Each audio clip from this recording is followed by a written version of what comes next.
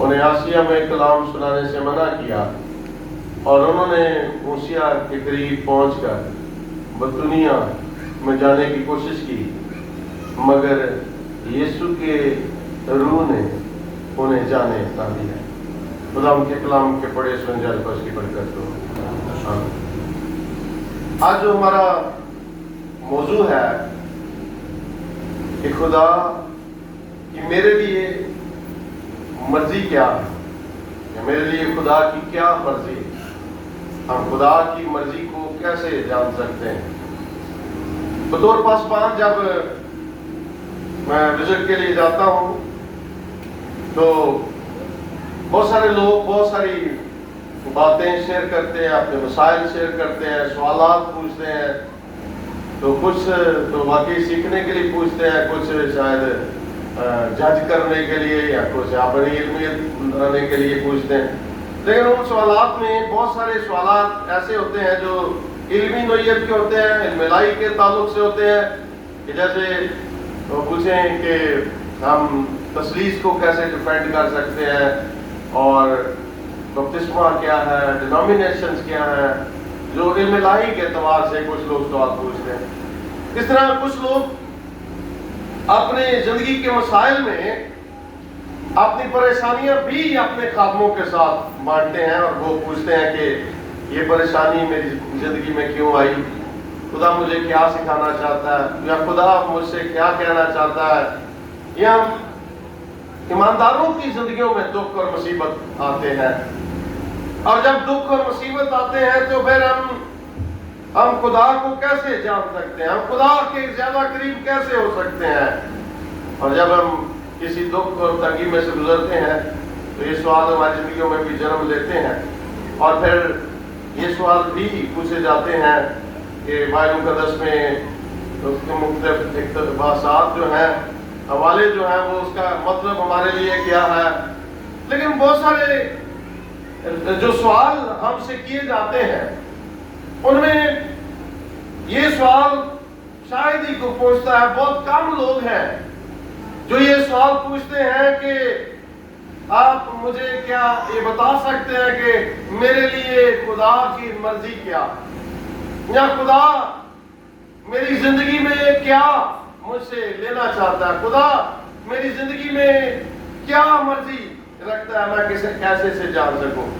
تو یہ سوال چونکہ انفرادی نوعیت کا ہے، بہت سارے لوگ شاید یہ جاننا تو چاہتے ہیں، خواہش تو کرتے ہیں کہ انہیں معلوم ہو کہ خدا کی مرضی ان کے بارے میں کیا ہے، لیکن خدا کی مرضی کو جاننا آسان بات نہیں ہے، اسے سمجھنا آسان بات نہیں ہے۔ اور ہم جب اپنی زندگی میں خدا ان کے گھر میں بھی آئیں، بے شک ہم جتنے مرضی بڑے ایماندار کیوں نہ ہوں، جتنا مرضی ہم کلام سے واقفیت کیوں نہ رکھیں، ہمیں زندگی کے ان مشکل لمحوں میں خدا کی مرضی کو سمجھنے میں مشکل اور دشواری ضرور پیش آتی ہے۔ اور اس کی وجہ یہ ہے کہ ہم محدود انسان ہیں اور خدا لامحدود ہے۔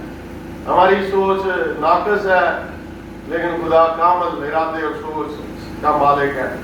تو ہماری راہیں، کلام کہتا ہے کہ ہماری راہیں خدا کی راہیں نہیں ہے، ہماری سوچیں خدا کی سوچ نہیں ہے۔ اس لیے خدا کی مرضی کو جاننا، خدا کی مرضی کو سمجھنا ہمیشہ مشکل ہوتا۔ اگرچہ خدا نے اپنی مرضی اپنے زندہ کلام میں ہمارے لیے تحریر کر کے ہمیں دے دی، تو بھی اس کو سمجھنا مشکل ہے۔ اور ایک مثال ہم لے سکتے ہیں کہ خدا کے تو بڑے بڑے انبیاء کو بھی خدا کو سمجھنا مشکل ہوا۔ جس طرح ہم پہلا سلاطین اگر دیکھیں، اس کا 19واں باب دیکھیں تو ہمیں خدا کا ایک زبردست خادم ایلیا نبی نظر آتا ہے، اور ہم ایلیا اور اس کے بڑے بڑے معجزات کو جانتے ہیں، اور ہم جانتے ہیں کہ وہ جو کہتا ہے خدا کرتا ہے۔ وہ کہتا ہے بارش ہو تو بارش ہوتی ہے، وہ کہتا ہے آسمان بند ہو جائے تو آسمان بند ہو جاتا ہے، خشک سالی ہو جاتی ہے۔ لیکن 19ویں باب میں ہم پڑھتے ہیں کہ وہ جہاں وہ تن تنہا 400 بال کے پجاریوں کے سامنے کھڑا ہوا خدا کی بڑی قدرت کا مظاہرہ کرتا.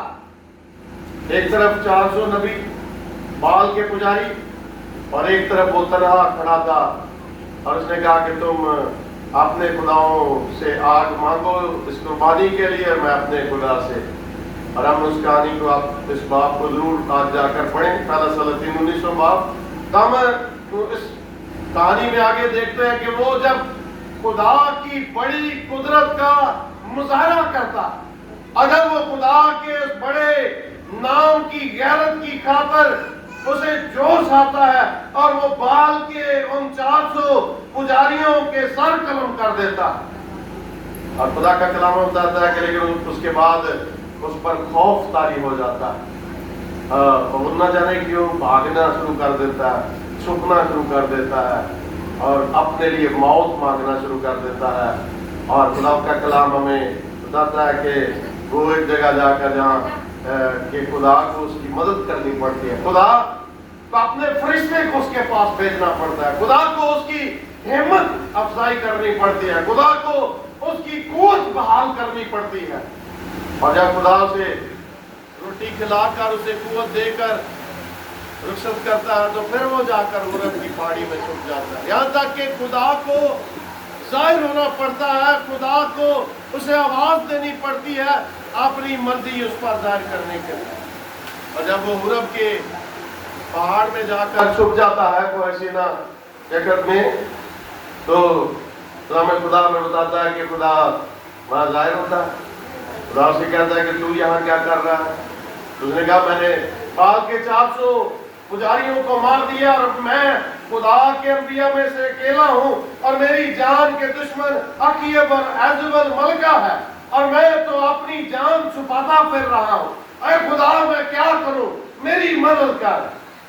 اور خدا نے کہا کہ تو باہر آئے گا تو میں تیری مدد کروں گا. اور وہ باہر آتا ہے عرب کی پہاڑی سے. ہم کلام میں پڑھتے ہیں کہ خدا بڑی تیز اور تند آندھی بھیجتا اور اس بڑی تیز اور تند آندھی سے پہاڑ ریزہ ریزہ ہو جاتے ہیں. پہاڑ، کلام کہتا ہے کہ پہاڑوں کو وہ آندھی چیر ڈالتی. اور کلام یہ بھی بتاتا ہے کہ لیکن خدا اس آندھی میں موجود نہیں، یعنی خدا بھی آ رہا ہے اور اس کے آنے سے جو مظاہر ظاہر ہو رہے ہیں وہ اتنے زوردار ہیں کہ آندھی چلتی ہے اور پہاڑوں کو چیر دیتی ہے. اور پھر اس آندھی کے بعد ایک بڑا زلزلہ آتا ہے اور زلزلے میں بھی خدا موجود نہیں تھا. اس کے بعد آگ آتی ہے، لیکن خدا کا کلام کہتا ہے کہ آگ میں بھی خدا موجود نہیں تھا. اور خدا کی پھر ہلکی سی ایک دبی سی آواز آتی. یاد رکھیں کہ یہ بات جو ہم پہلی سلاطین 19 باب میں پڑھتے ہیں جو خدا نے ایلیا کو بتانا چاہا، آج وہ ہمیں بھی بتانا چاہتا ہے. کبھی کبھی ہم بھی یہ سوچ رہتے ہیں خدا نے وہاں اپنا بڑا جلال ظاہر کر کے یہ بتایا کہ میں کتنا بڑا خدا ہوں، میں چاہوں تو میں پھونک ماروں تو پہاڑ ریزہ ریزہ ہو جائے، میں چاہوں تو بڑے بڑے پیر سوکھ جائیں، صرف میرے کہنے سے بڑے بڑے پہاڑ وجود میں آتے ہیں اور میں جو چاہوں وہ کر سکتا ہوں. لیکن میں ہمیشہ مزار اور بڑے نشانوں میں نہیں ہوتا. جیسے خدا آندھی میں نہیں تھا، خدا آگ میں نہیں تھا. آگ جو خدا کی حضوری کا نشان ہے، خدا آگ میں نہیں تھا. خدا کے ظاہر ہونے سے بھونچال اور زلزلے آتے، لیکن خدا کا کلام کہتا ہے خدا اس زلزلوں میں بھی نہیں تھا، بلکہ خدا ایک دھیمی سی آواز میں پکار رہا تھا. اور کبھی کبھی خدا ہمیں بھی دھیمی اور ہلکی آواز میں اپنی مرضی بتا رہا ہوتا ہے. اور ہم ہمیشہ بڑے بڑے پہاڑوں کے ہلنے کے منتظر رہتے ہیں. ہم ہمیشہ بڑے بڑے نشانات کو دیکھنے کی توقع کرتے رہتے ہیں. ہم بڑے بڑے مظاہر کو، آگ کو اور مختلف تبدیلیوں کو تلاش کر رہے ہوتے ہیں. لیکن خدا ہلکی دھیمی مدھم آواز میں ہمیں پکار رہا ہوتا ہے۔ ہم سوچتے ہیں کہ یہ آسان نہیں تھا کہ اگر خدا بڑے بڑے نشانوں سے ہی اپنی مرضی ہمیں سکھاتا تو اسے سمجھنا مشکل ہوتا۔ جیسے سائن بورڈ سڑک کے کنارے بڑے بڑے نصب کیے ہوتے ہیں اور خدا نے ہمیں کچھ بتانا ہے، اور خدا کیوں نہیں اس بڑے سے سائن بورڈ پر اپنی مرضی میرے لیے تحریر کر دیتا۔ اس نے بیلشزر کے محل میں بھی تو یہ کیا تھا، اس کا ہاتھ محل کی دیوار پر ظاہر ہوا اور اس نے نبوکت نظر کی سلطنت کا حساب کر ڈالا۔ بابل کی سلطنت کو اس نے الٹ کر رکھ دیا۔ اس نے کہا تو تولا گیا اور تو کر نکلا، اے بیلشزر، اے بابل کی سلطنت تو آج نہ رہی۔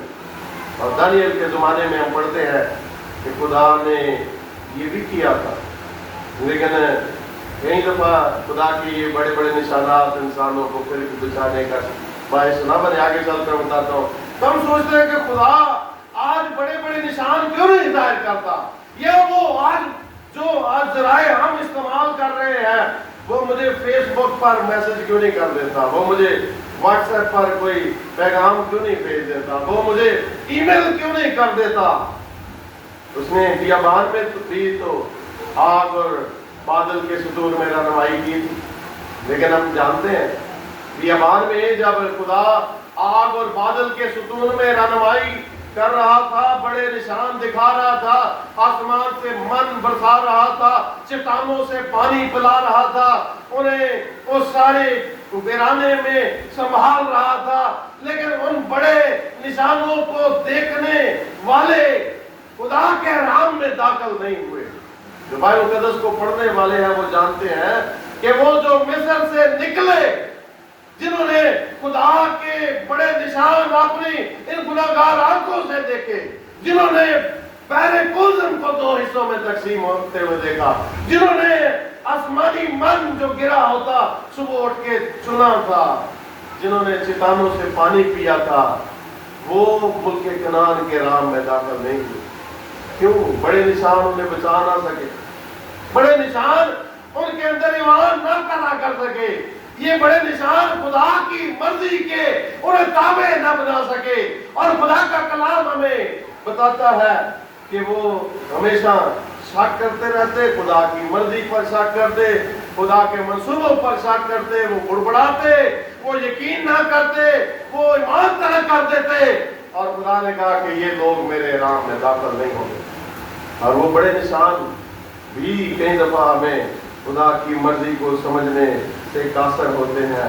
تو آج ہم جو یہاں موجود ہیں اس لامحدود خدا کی مرضی اپنے لیے جاننے کے لیے، اور ہم میں سے بہت سارے لوگ شاید آج کوئی سمت جاننے کے لیے آئے ہوں گے، اپنی زندگی میں کوئی بڑا فیصلہ لینے کے قریب ہوں گے اور خدا سے کہہ رہے ہوں گے کہ خدا تو میری رہنمائی کر، میں منتظر ہوں، میں رکا ہوا ہوں، میں کوئی راہ لینا چاہتا ہوں، میں کسی سمت کو اختیار کرنا چاہتا ہوں، میں یہ منصوبہ بنانا چاہتا ہوں، میں چرچ میں آیا ہوں، مجھ سے بات کر، مجھ سے کلام کر، میں تیری رہنمائی دیکھنا چاہتا ہوں، میں تیری مرضی جاننا چاہتا ہوں، تو بول، میں سننا چاہتا ہوں۔ اور ہم میں سے آج شاید بہت سارے لوگ اسی ارادے کے ساتھ خدا کی حضوری میں آتے ہیں، لیکن یہ بات یاد رکھیں کہ خدا کی مرضی کو سمجھنا آسان نہیں ہے۔ جیسے میں نے ابتدا میں کہا کہ خدا کی مرضی کو سمجھنا آسان نہیں ہے۔ ویسے آغاز میں اس سے پہلے کہ میں آپ کو بتاؤں، یہ بھی آپ کو جاننا چاہیے کہ کئی دفعہ ہم ساری باتیں خدا کی مرضی پر ہی ڈال دیتے ہیں۔ اس دنیا میں جو اچھا ہو رہا ہے، جو برا ہو رہا ہے، جو بدی ہے، بد اخلاقی ہے، کوئی بم بلاسٹ ہو گیا، کوئی حادثہ ہو گیا، ہم سب کچھ ہی خدا پر کئی دفعہ ڈال دیتے ہیں۔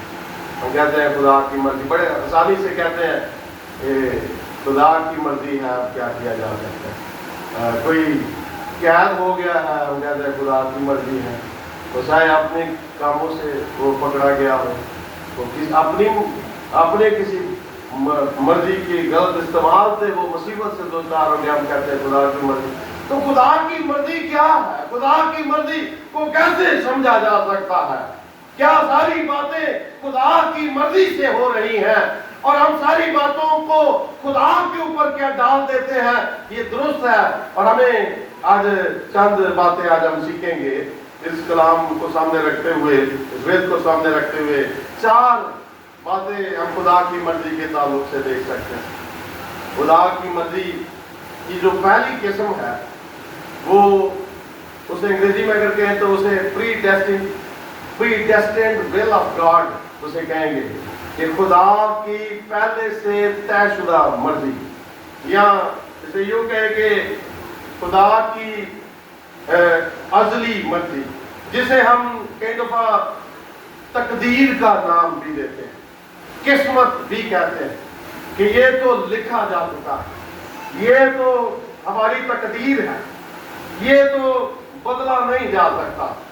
یہ یاد رکھیں کہ جو پہلی خدا کی مرضی ہے، پری ڈیسٹینڈ ول آف گاڈ، وہ خدا کی ازلی مرضی، خدا نے ہمارے لیے پہلے سے کچھ لائنیں متعین کر دی ہیں، کچھ راستے اس نے ہمارے لیے چن رکھے ہیں، کچھ باتیں ہمارے لیے اس نے مخصوص اور طے کر دی ہیں، جن میں کوئی رد و بدل نہیں ہو سکتا، جن کو کوئی ٹال نہیں سکتا، جن کو کوئی روک نہیں سکتا، جن سے کوئی بچ نہیں سکتا۔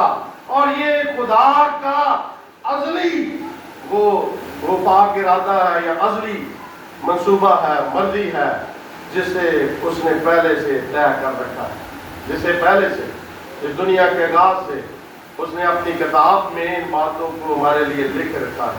مثال کے طور پر آپ یرمیہ کی بلاہٹ کا واقعہ جب ہم پڑھتے ہیں، یرمیہ کی پہلی کتاب، اس کا پہلا باب اور 5ویں آیت جب ہم پڑھتے ہیں تو خدا کا کلام کہتا ہے یرمیہ نبی کو کہ اس سے پیشتر کہ میں نے تجھے بطن میں خلق کیا۔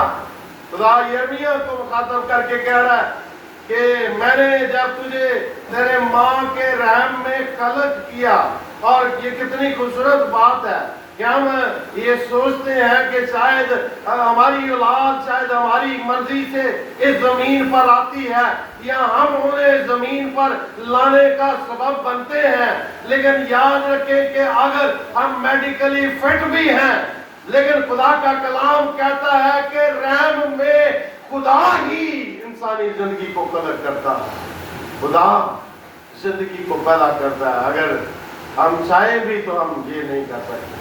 یرمیہ کو خدا نے کہا میں نے تجھے بطن میں خلق کیا، اور پھر یہ کہا کہ میں تجھے جانتا تھا اور تیری ولادت سے پہلے میں تجھے جانتا تھا۔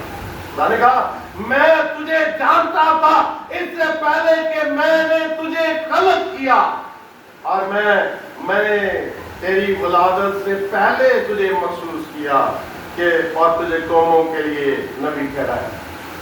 یہاں خدا کی سابقہ ازلی مرضی اور ارادے سے جو پہلے سے طے باتیں ہیں، یرمیہ نبی کو خدا بتا رہا ہے کہ دیکھ تجھے فکر کرنے کی حاجت ضرورت نہیں ہے، تجھے کون سا کام کرنا ہے، تجھے کیا کرنا ہے، تجھے کہاں جانا ہے، تجھے کیا کہنا ہے، میں نے پہلے سے طے کر دیا ہے، میں نے پہلے سے تم پر ظاہر کر دیا، میں نے اس کے لیے تجھے چن لیا ہے، میں نے پہلے سے یہ ساری باتیں طے کر دی۔ خدا یرمیہ نبی کو بتاتا ہے کہ تجھے فیصلہ لینے کی ضرورت نہیں ہے، تیرے ماں کے رحم میں پڑھنے سے پہلے میں نے یہ ساری باتیں طے کر رکھی۔ تو جو کچھ باتیں خدا نے آج طے کر رکھی ہیں ان کو ہم ٹال نہیں سکتے، ان سے ہم بچ نہیں سکتے، ان سے ہم بھاگ نہیں سکتے۔ لیکن جو بائبل کے اسکالر ہیں وہ یہ سوال کرتے ہیں کہ خدا کی جو ازلی مرضی ہے، خدا کی پہلے سے طے شدہ مرضی جو ہے وہ ہماری زندگی میں کہ کتنے حصے پر ہوتی ہے۔ تقدیر جو ہم کہتے ہیں کہ کیا سب باتیں تقدیر ہی ہیں، کیا ہماری زندگی میں صرف خدا ہی کی مرضی پوری ہوتی ہے، خدا ہی کی مرضی سے سب کچھ ہوتا ہے؟ تو اسکالر سوچتے ہیں کہ ایسا نہیں ہے، کیونکہ اگر ایسا ہوتا تو پھر ہم تو روبوٹ ہوتے ہیں. لیکن خدا نے ہمیں روبوٹ نہیں بنایا. روبوٹ کو جس سمت میں اس کا چلانے والا چاہتا ہے وہ جاتا ہے, جس بٹن کو دبائیں وہ ویسا کرتا ہے. لیکن یاد رکھیں کہ خدا نے انسان کو روبوٹ نہیں پیدا کیا.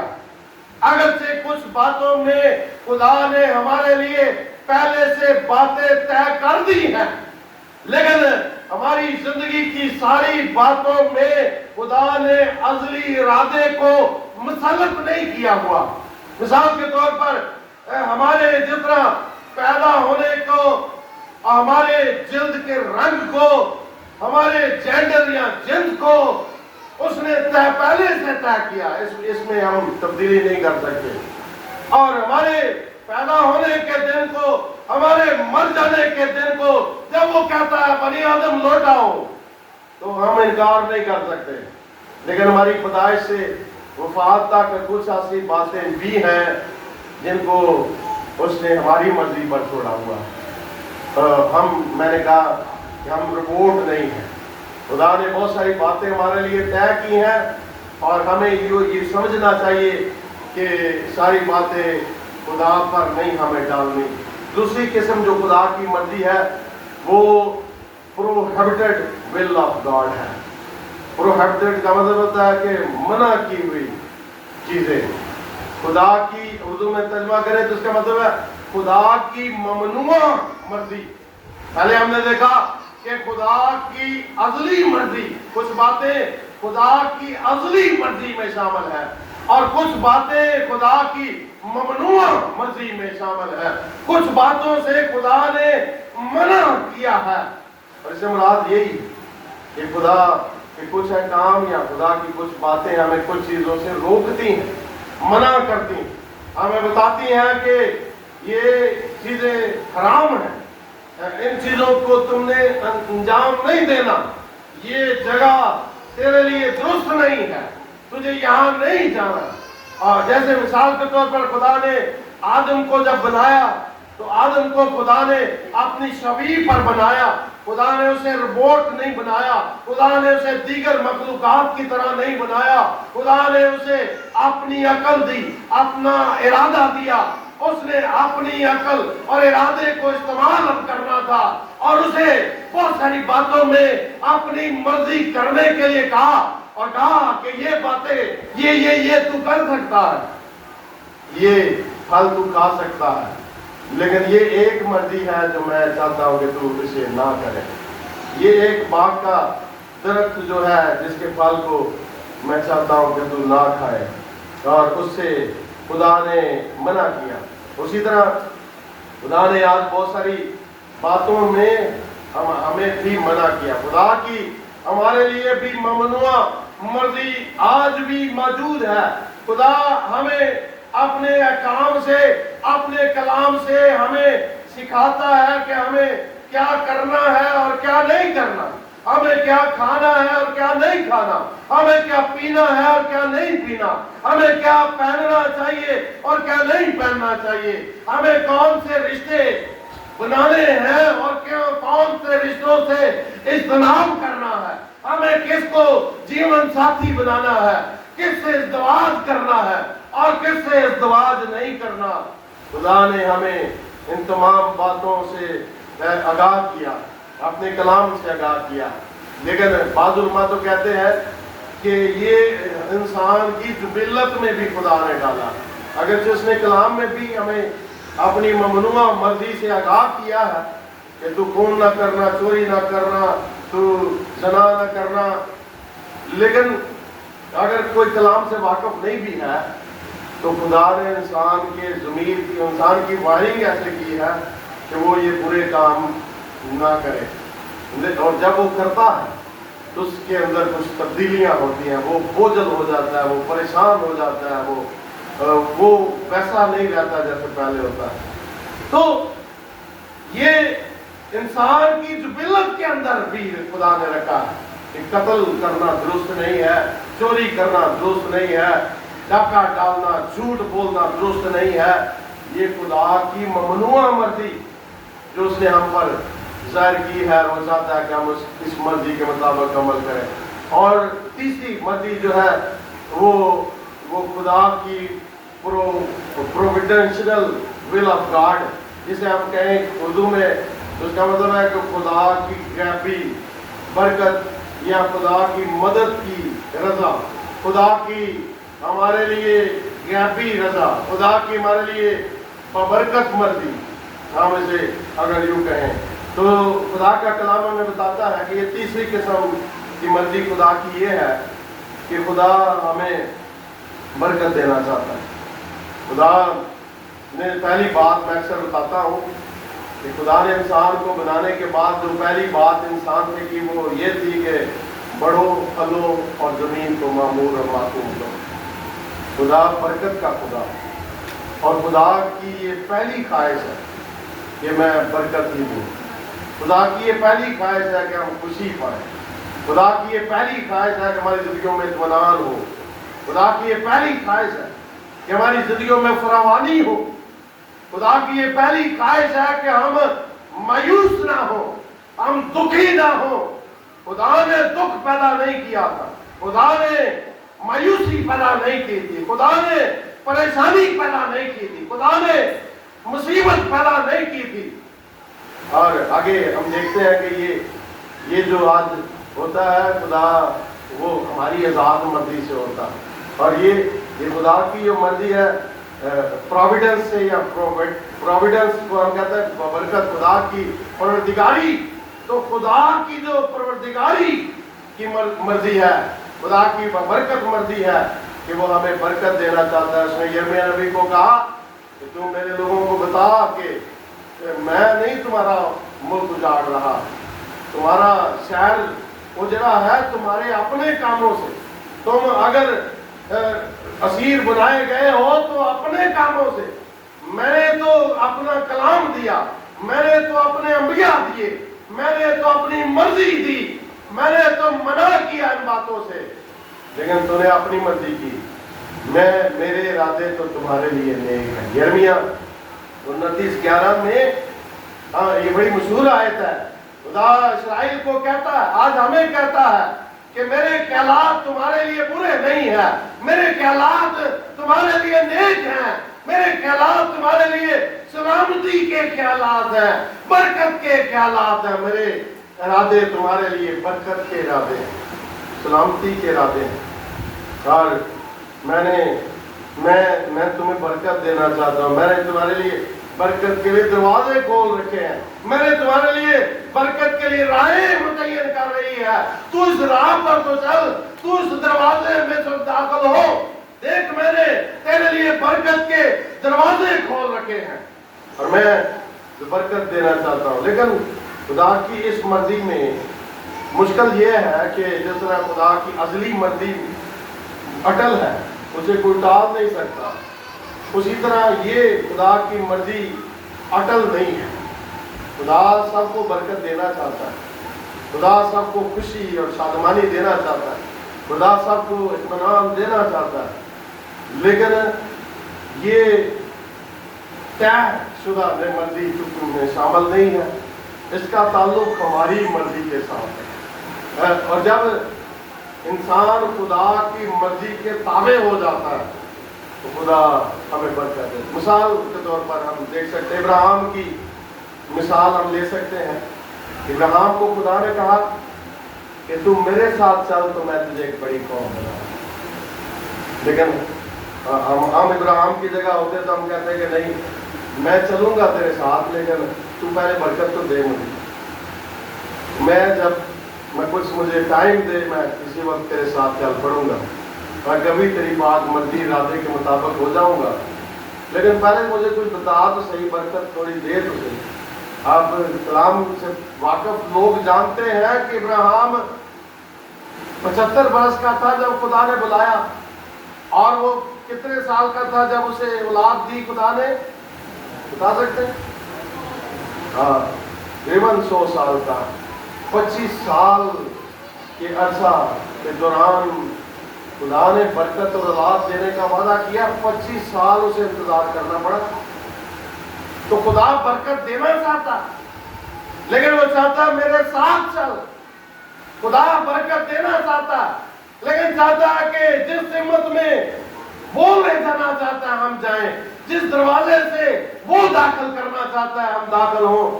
جو باتیں منع کی ہوئی ہیں جب ہم ان سے باز رہتے ہیں تو وہ پھر ہمیں برکت دیتا ہے. اور ابراہیم کو آج ایسے ہی نہیں قوموں کا باپ کہا جاتا، وہ خدا کے ساتھ چل پڑا اور خدا کا منتظر رہا، اور پھر خدا نے اسے وقت مقررہ پر برکت دی. تو خدا کے ارادے سب کو برکت دینے کے. اور چوتھی قسم جو ہے وہ پریمیسو ول آف گاڈ ہے. ہم اسے یوں کہیں کہ اس نے اپنی اس مرضی میں انسان کو اختیار کیا، اس نے اپنی اس مرضی میں انسان کی آزاد مرضی شامل کی ہے. اور اس جہاں میں جیسے میں نے آغاز میں کہا کہ سب کچھ طے شدہ نہیں ہے، اگر اسے بہت ساری باتیں طے شدہ ہیں، بہت ساری باتیں میں نے بتائیں کہ خدا نے پہلے سے طے کر رکھی ہیں، لیکن ساری باتیں اس زمین پر خدا کے انتظام کے مطابق نہیں ہوتی. اس لیے یسوع مسیح نے ہمیں دعائے ربانی میں یہ ہر روز یہ دعا مانگنے کو کہا کہ جس طرح تیری مرضی آسمان پر پوری ہوتی ہے زمین پر بھی ہو. یعنی خدا کی مرضی جیسے آسمان پر فرشتگان مانتے ہیں، اس زمین پر انسان نہیں مانتے، ہم نہیں مانتے. اور ہم دعا کرتے ہیں کہ تیری مرضی زمین پر بھی ویسے ہی پوری ہو جیسے آسمان میں ہوتی ہے. تو خدا کی یہ مرضی پوری کیوں نہیں ہوتی؟ کیونکہ خدا نے انسان کو رپورٹ نہیں بنایا. ہم کٹ پتلی نہیں ہے. خدا انسانوں سے کوئی گیم نہیں کھیل رہا. کئی دفعہ لوگ بڑے دلچسپ سوال کرتے ہیں کہ خدا نے باغ عدن میں روکا کیوں نہیں، آدم کو روکا کیوں نہیں. خدا نے جب ارادہ انسان کو دیا ہے، مرضی دی ہے، اور جب خدا چاہتا ہے کہ انسان اپنی مرضی سے فیصلہ لے، اپنی مرضی سے خدا سے محبت رکھے، خدا زور زبردستی نہیں کرتا. اور وہ برکت دینا چاہتا ہے لیکن زبردستی ہمیں برکت نہیں دیتا. اگر ہم اس سے دور ہی چلے جاتے ہیں تو وہ برکت نہیں پھر ہماری زندگیوں کا حصہ بنتی. اور اس نے ہمیں آزاد مرضی دی ہے اور وہ چاہتا ہے کہ ہم اس کی مرضی کو جانیں. پالوس جیسے رومیو ہمارے باپ میں دوسری آیت میں کہتا ہے کہ تم اس جہاں کے ہم شکل نہ بنو بلکہ خدا کی نیک اور پسندیدہ اور کامل مرضی تجربہ سے معلوم کرو. خدا کے ساتھ رہتے ہوئے اس کی مرضی سے واقف ہو. خدا کی مرضی یہ ہے کہ تم پاک بنو، افسیوں 4:3. اور وہ خدا کی جو پریمیسو ول ہے یا خدا کی یہ مرضی جس میں اس نے انسان کو اختیار دیا ہے، وہ آج اس نے ہمیں آزاد مرضی دی ہے. لیکن ہماری آزاد مرضی جو میں نے کہا کہ جو خدا کی برکت دینے والی مرضی کے جب مخالف آتی ہے، جب اس کی ضد بن جاتی ہے تو پھر ہم برکت نہیں پا سکتے. اس کی یوں مثال لے لیں کہ جیسے ایک طرف خدا کی برکت دینے کی مرضی ہے اور ایک طرف انسان کی آزاد مرضی ہے. جب دونوں ایک جگہ پر نہیں ہوتی، یہ دونوں ایک لائن میں نہیں ہوتے تو پھر ہماری زندگی میں مسائل ہوتے ہیں. جب خدا کی برکت دینے کی مرضی اور انسان کی آزاد مرضی دونوں ایک جگہ پر آ جاتی ہیں تو ہماری زندگی میں بحالی اور برکت آنا شروع ہو جاتی ہے. جب ان میں دوری آنا شروع ہو جاتی ہے، جب ان میں تضاد آنا شروع ہو جاتا ہے تو ہماری زندگی میں مسائل آنا شروع ہو جاتے ہیں.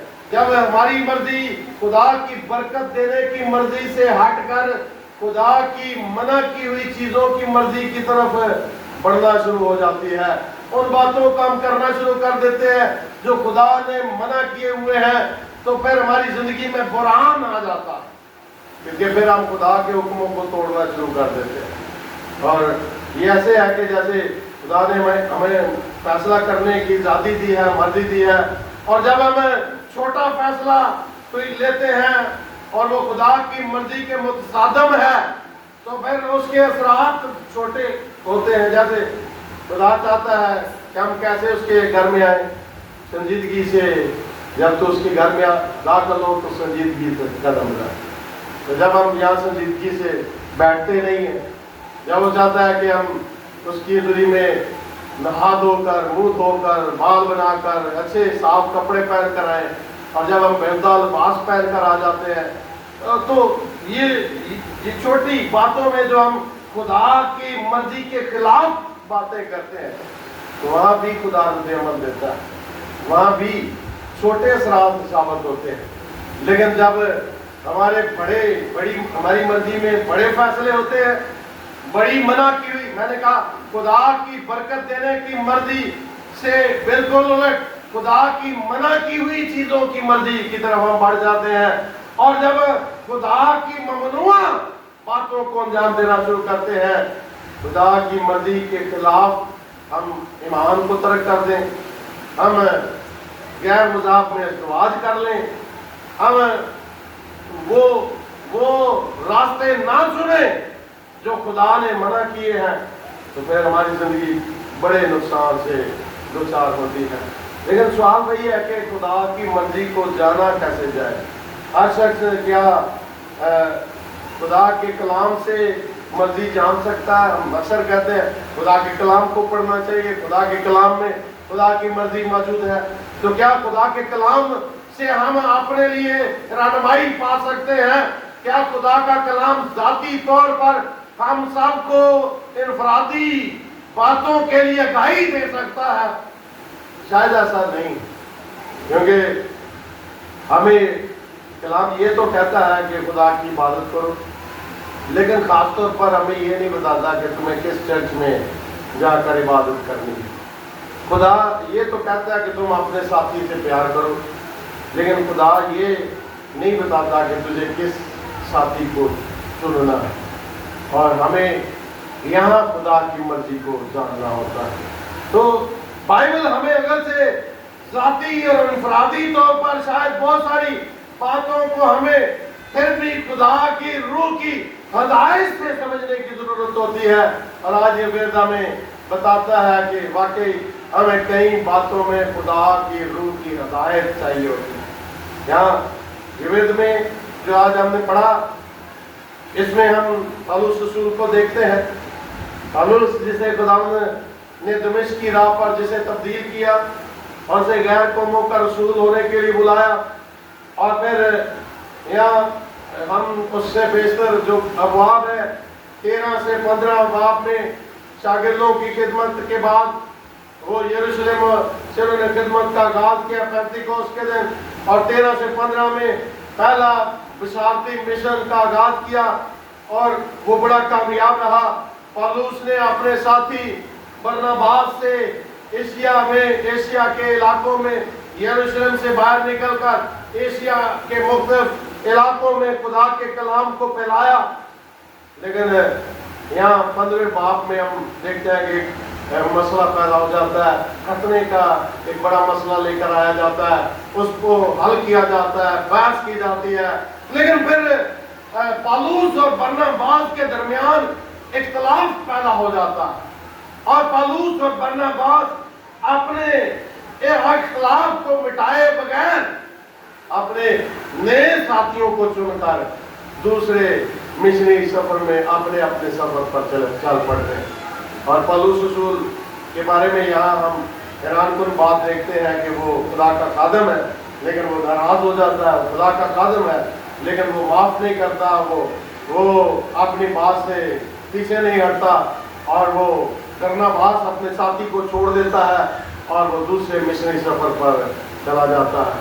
یہاں 16 باب کی پہلی آیت میں ہم نے پڑھا کہ اگرچہ خدا نے اسے نیا ساتھی دے دیا، اور یہ نیا ساتھی تموتھیوس تھا جس کو خدا نے پالوس کے وسیلہ خط بھی لکھے. یہ نوجوان خدا کا زبردست خادم تھا، اور تموتھیوس کے اس کے ساتھ مل جانے سے پالوس کو سہارا ملا. لیکن خدا اسے سکھانا چاہتا تھا کہ کام تو نہیں کر رہا، میں کر رہا.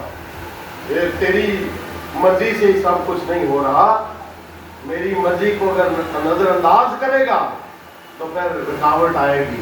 اور خدا کا کلام ہمیں یہاں بتاتا ہے کہ پالوس تیموتھیوس کا ختنہ کر دیتے ہیں، جبکہ پہلے باب میں یہ طے کیا تھا کہ ہم کوئی رسم ہمیں نجات نہیں دے سکتی، کسی رسم کا کوئی محتاج نہیں ہے۔ یسوع پر ایمان لانے کے لیے صرف یسوع کا نام لینا اور ایمان لانا ضروری ہے، کوئی رسم ہمیں نہیں بچا سکتی۔ لیکن یہاں شاید پالوس نے ان ایمانداروں کے لیے کہ وہ ٹھوکر نہ کھائیں، کیونکہ وہ جانتے تھے کہ اس کا باپ یونانی ہے، تو اس کا ختنہ کر دیا۔ شاید خدا کو یہ بات اچھی بھی نہ لگی، لیکن یہاں ہم یہ بھی دیکھتے ہیں کہ ان کی یہ جوڑی جو ہے بڑی وہ مؤثر ہوتی ہے، کیونکہ وہ اس کا باپ یونانی ہے تیموتھیوس کا، تو وہ غیر قوم کے لیے دردمند مند دل رکھتا ہے، اور پالوس کے ساتھ مل کر وہ پھر غیر قوم کے بہت سارے لوگ جو ہیں وہ یسوع پر ایمان لانا شروع ہو جاتے ہیں۔ یہاں 5ویں آیت میں آپ نے سنا کہ کلیسیائیں ایمان میں مضبوط اور شمار میں روز بروز زیادہ ہوتی گئی، ہر روز لوگ ایمان لا رہے تھے، ہر روز لوگ جو تھے وہ توبہ کر رہے تھے، تبدیل ہو رہے تھے، اور خدا میں وہ خدا کی مرضی کو پا رہے تھے۔ تو یوں ایشیا میں خدا کی مرضی پھیلتی چلی گئی۔ لیکن اب یہ ایک بڑا ٹرننگ پوائنٹ تھا۔ آج ہم جانتے ہیں کہ مغرب میں مسیحیت کا گڑھ ہے، اور بہت سارے مشنری ہمارے ایشیا میں آئے جنہوں نے خدا کے کلام کی یہاں بشارت دی، لیکن یاد رکھیں کہ یورپ میں مغرب میں کلام بعد میں کیا، یہ یہاں 16 باب میں اس کا آغاز ہم دیکھتے ہیں۔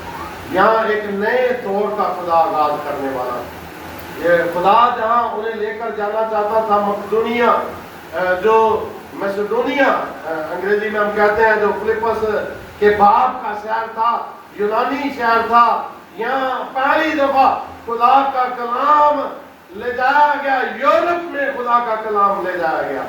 اور خدا کا کلام ہمیں بتاتا ہے کہ پالوس جو ہے وہ آسیہ جانا چاہتا ہے، موجودہ ایشیا یا ترکی وہ جانا چاہتا ہے، لیکن خدا نے اسے منع کر دیا، اور پھر وہ بیتونیا جانے کا ارادہ کرتا ہے، لیکن خدا کا روح یہاں لکھا کہ یسوع کا روح القدس کو بیان کرنے کے لیے ایک نئی بات بتائیں گے کہ یسوع کا روح اسے جانے سے روک دیتا ہے۔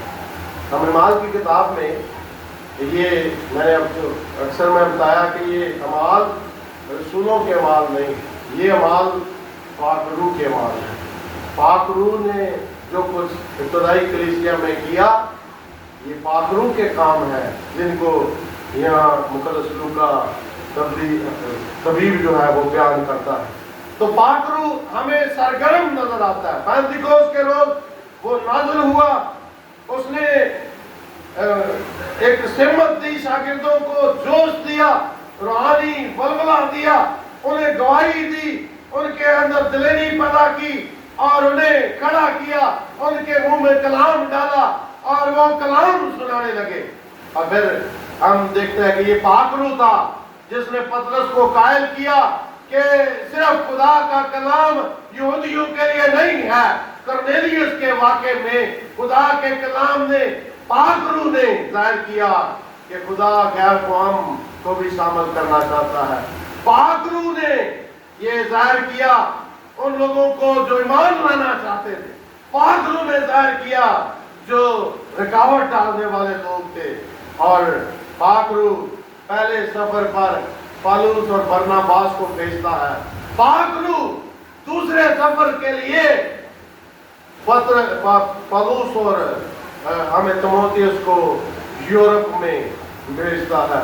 پاک روح انہیں ایشیا میں جانے سے روکتا۔ ہم نہیں جانتے کہ اس وقت خدا نے کیوں روکا، شاید وہ لوگ ابھی تیار نہیں تھے۔ بعض علماء کہتے ہیں کہ شاید خدا نے پطرس کے لیے وہ علاقہ چھوڑ دیا تھا، شاید وہاں خدا ابھی تبدیلی نہیں لانا چاہتا تھا، خدا کہیں کسی اور جگہ کلام کو پھیلانا چاہتا تھا، اور خدا کا کلام کہتا ہے کہ یہ خدا کے پاک روح کے کام ہے، خدا کا روح یہ کام کرتا ہوا ہمیں دکھائی دیتا ہے۔ لیکن کیسے پالوس نے اور تیموتھیوس اور اس کی ٹیم نے، لوکا بھی اس میں شامل تھا، کیسے انہوں نے جانا کہ خدا کی مرضی کیا، کیسے وہ سمجھے؟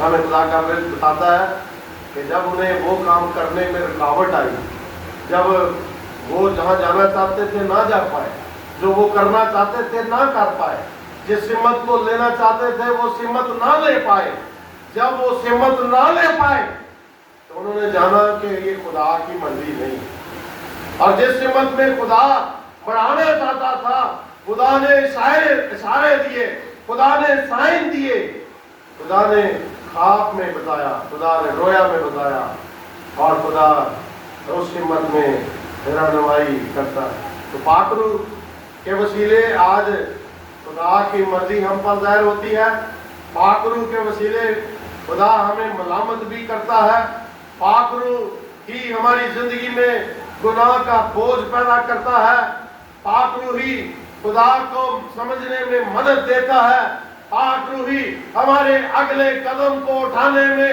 رہنمائی دیتا ہے، اور پاک روح کی مدد سے ہم خدا کی دھیمی اور مدھم آواز کو سن سکتے ہیں۔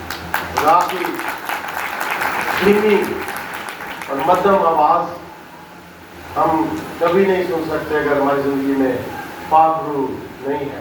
تو سوال یہ ہے کہ خدا نے انہیں روکا کیسے؟ وہ ترکی جانا چاہتے تھے، یہاں صرف یہاں یہ بتایا گیا ہے کہ وہ انہیں منع کیا روح نے، لیکن منع کیسے کیا؟ کیا کیا خدا روح نے؟ کیسے کیا؟ جب ہم یہاں کلام کو پڑھے تو ہمیں تفصیل نہیں بتائی گئی، صرف یہ کہا گیا کہ روح نے منع کیا، لیکن کیسے منع کیا؟ سوچنے کی بات ہے کہ شاید وہ جو، جیسے میں نے کہا کہ وہ جو کرنا چاہ رہے تھے وہ نہیں کر پا رہے تھے، شاید وہ جہاز جو انہوں نے خریدا ہو وہ خراب ہو گیا ہو، وہ کشتی یا جو لی ہو انہوں نے وہ اس میں سوراخ ہو گیا ہو، یا وہ کرایہ جو ٹکٹ انہوں نے خریدنے ہو ان کے پاس اتنے پیسے نہ جمع ہوئے ہو کہ وہ یہ ٹکٹ خرید سکیں، وہ ایشیا میں جا سکیں، تو یا کچھ انہیں معاونت جو لوگوں سے چاہیے تھی وہ نہ ملی ہو۔ یعنی مثال میں آپ کو دے رہا ہوں، سمجھانے کی کوشش کر رہا ہوں کہ ہماری زندگی میں جب بہت ساری باتوں میں رکاوٹ نظر آتی ہے، جب جو ہم کرنا چاہتے ہیں نہیں ہوتا، جہاں ہم جانا چاہتے ہیں نہیں ہوتا، جب مسائل آگے نظر آتے ہیں، جب کھائی آگے نظر آتی ہے، جب مسائل اور تکلیفیں نظر آتی ہیں، تو پھر اس بات میں خدا کی مرضی نہیں ہوتی، اور انہوں نے اس طرح خدا کی مرضی کو جانا کہ خدا اس سمت میں انہیں آگے نہیں بڑھا رہا، اور پھر انہیں خدا کی جو مرضی ہے وہ معلوم کیسے؟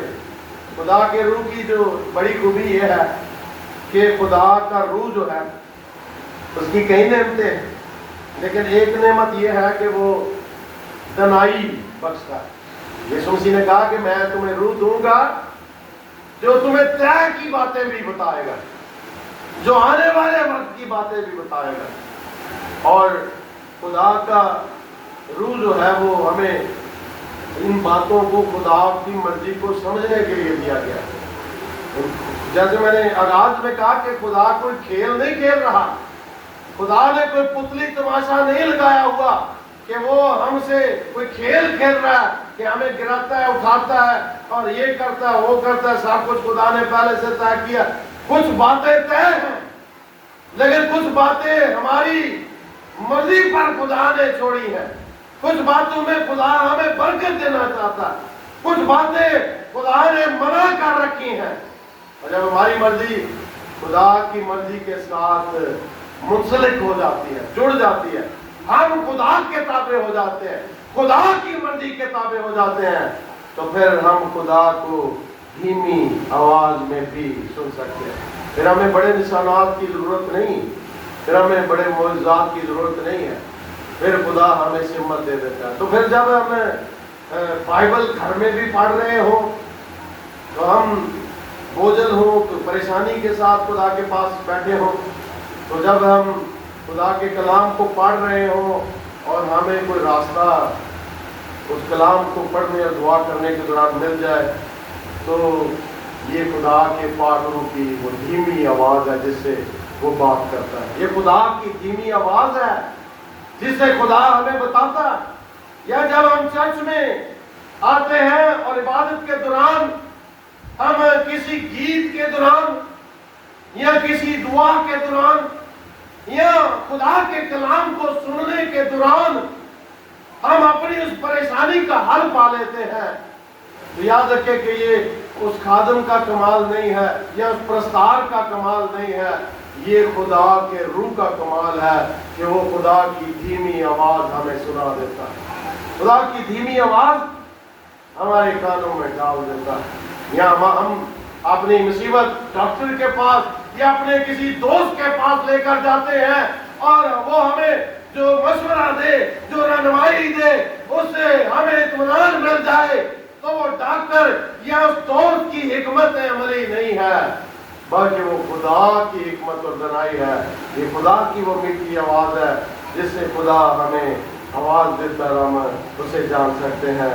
اور جب ہم دعا کر رہے ہوں کسی مسئلے کے لیے اور ہمیں مثبت نشان نظر آنا شروع ہو جائے, ہمیں بہتری آنا شروع ہو جائے تو یہ خدا کی وہ دھیمی آواز ہے جو خدا اپنے روح سے ہمیں بیان کر رہا ہوتا ہے کہ وہ ہمیں اپنی مرضی سے آگاہ کر رہا ہے. تو ہمیں خدا کی مرضی کو جاننے کے لیے ہمیں خدا کے کلام کے ساتھ رفاقت رکھنی ہے. اور دوسری بات یہ کہ ہمیں خدا کے حضور دعا میں جھکنا. ہم چاہتے ہیں کہ خدا بولے, ہم سے کلام کرے, ہمیں کچھ کہے, لیکن خدا ان سے کبھی نہیں بولتا جو خدا سے کبھی نہیں بات کرتے. خدا ان سے بات کرتا ہے جو اس سے بات کرتے ہیں. آپ چاہتے ہیں کہ خدا آپ سے بات کرے تو پہلے ہمیں اس سے بات کرنی. آپ چاہتے ہیں خدا ہمیں مرضی بتائے, آگاہ کرے تو ہمیں دعا میں اس کے حضور میں جھکنا چاہیے, اس سے کہنا چاہیے کہ میرے دل کے خیالات کو تو درست کر. خدا میں اپنی راہیں تجھ پر چھوڑتا ہوں, مجھے اپنی راہیں بتا. تو یہ بری بات نہیں, یہ خدا کے بڑے خادموں نے بھی کہا, یہ موسیٰ نے کہا, یہ داؤد نے کہا, اپنی راہ مجھ پر ظاہر کر. اور مثال کی کتاب کی تیسرے باب کی 5ویں آیت بڑی خوبصورت ہے کہ سارے دل سے خدا پر توکل کر اور اپنے فہم پر تکیہ نہ کر.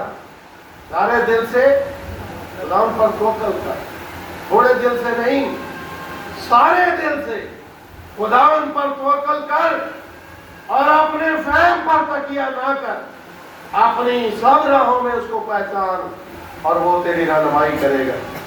تو ہمیں دعا کرنی ہے, اس پر پورے دل سے توکل کرنا, سب راہیں اس پر چھوڑنی ہے, وہ ہماری رہنمائی کرے گا.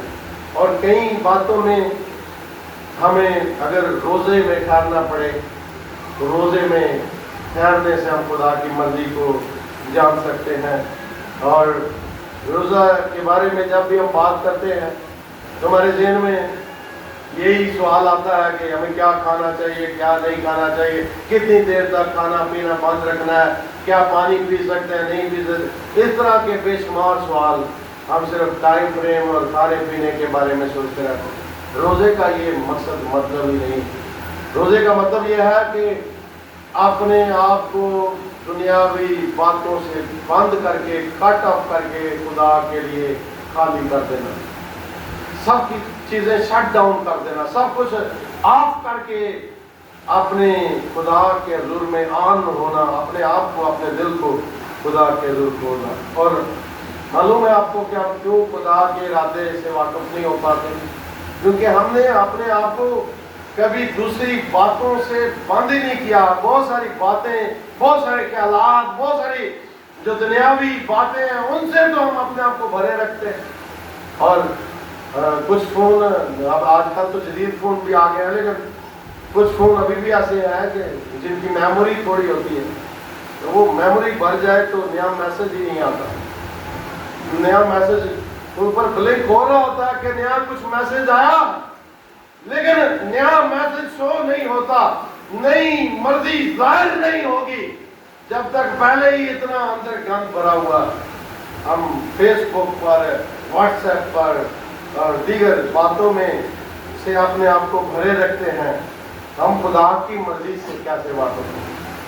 تو اپنے آپ کو خالی کریں گے، ہم خدا کی مرضی کو جان پائیں گے۔ اور یہاں ایسے ہی خدا کا کلام بتاتا ہے کہ انہوں نے جب سمجھا کہ یہاں تو رکاوٹ آ رہی ہے اور یہاں جانا چاہیے، اب یہاں بھی خدا نے یہ نہیں کہا کہ تمہیں یہاں جانا ہے، واضح طور پر خدا نے وہاں بھی نہیں بتایا کہ تمہیں اب مقدونیہ جانا ہے، پھر بھی انہوں نے خدا کی دی ہوئی حکمت اور خدا کے روح کی رہنمائی سے سمجھا۔ پالوس کو خواب آیا رات کو کہ مقدونیہ میں کوئی آدمی ہمیں پکار رہا ہے کہ ہمارے پاس آ، ہماری مدد کر۔ ہم کئی دفعہ ایک دوسرے سے مالی مدد ہی مانگنے کے لیے کہتے رہتے ہیں، پکارتے رہتے ہیں، یہ آواز کبھی دیں، خدا کو کہے، آدموں کو کہے میرے پاس آ، میرے لیے مدد کر، میرے لیے دعا کر۔ کیا پالوس کو جب یہ خواب آیا، جب یہ رات کو رویا میں خدا نے یہ مقدونی آدمی جو بعد میں ہمیں نظر بھی نہیں آتا، جب وہ پکار رہا تھا تو انہوں نے پھر سمجھ لیا کہ خدا ہمیں اس سے مدد کرانا چاہتا ہے۔ تو خدا اپنی مرضی آج بھی بتاتا ہے، لیکن اپنی دھیمی مدھم آواز میں ہمیں اسے سننا ہے اگر، تو ہمیں اپنے آپ کو خدا کی مرضی کے ساتھ جوڑنا ہے۔ تو خدا ہمیں ماتوں کے وسیلے آج برکت دے۔